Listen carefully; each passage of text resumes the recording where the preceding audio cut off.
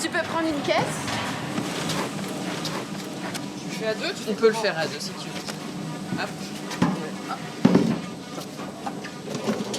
Est-ce que c'est un moment où toi tu retries un peu là les raisins ou pas du tout? Alors on fait toujours un dernier check-up, Ok. voilà. Et c'est très important parce qu'on ne fait pas du bon vin sans bon raisin. Donc il faut vraiment qu'à cette étape, les raisins arrivent dans un état sanitaire impeccable.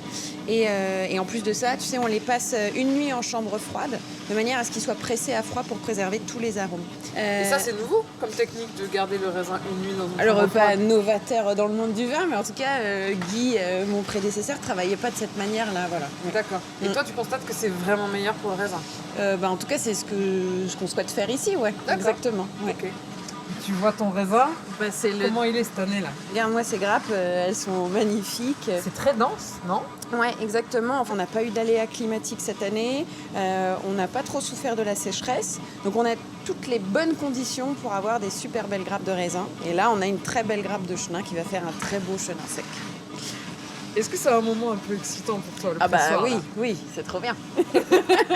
Oui, c'est quand même, il y a la période des vendanges, c'est une énergie.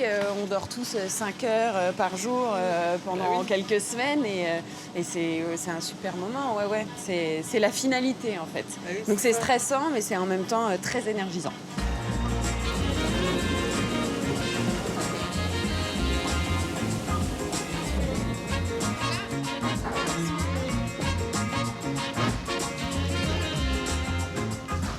À l'avoir perchée sur son pressoir, on dirait qu'elle a fait ça toute sa vie.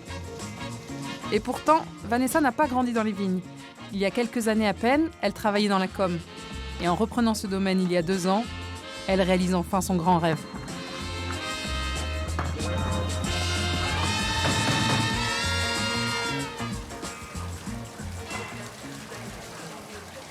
Tu veux goûter? Bah oui, je veux goûter évidemment. Toi tu goûtes pas? Ah si, bien sûr. Tout le temps. Moi je trouve ça très très sucré. Toi tu... C'est nécessaire en fait que ce soit sucré, en fait, si tu veux, parce que c'est ces sucres qui vont être transformés en alcool. Hein. Donc on est obligé d'avoir ces sucres-là. Donc quand c'est nécessaire. sucré, toi t'es contente là. Ouais, non, c'est très bien. Ouais. Maintenant que le raisin est dans le pressoir, qu'est-ce qu'on fait? Là, on va manger, c'est bon, on a fini. Ok, c'est la pause. Ouais. Et pour nourrir la trentaine de vendangeurs qui ne va pas tarder à rentrer des rangs de vignes, Vanessa a mis à contribution les meilleures cuisinières de son entourage, sa mère et sa tante. C'est bien connu, c'est souvent dans la cuisine que les langues se délient. Je profite de donner un petit coup de main pour tenter d'en savoir un petit peu plus sur Vanessa. Bon courage, à tout à l'heure. Bon, maintenant que Vanessa est partie, ça se passe comment ces vendanges? Je suis fière d'elle, elle gère bien. Et vous trouvez ça courageux de se lancer dans un tel projet? Ah oui. Oui. C'est vrai qu'il y a quelques années, c'était plutôt mal vu de travailler la terre, c'est vrai.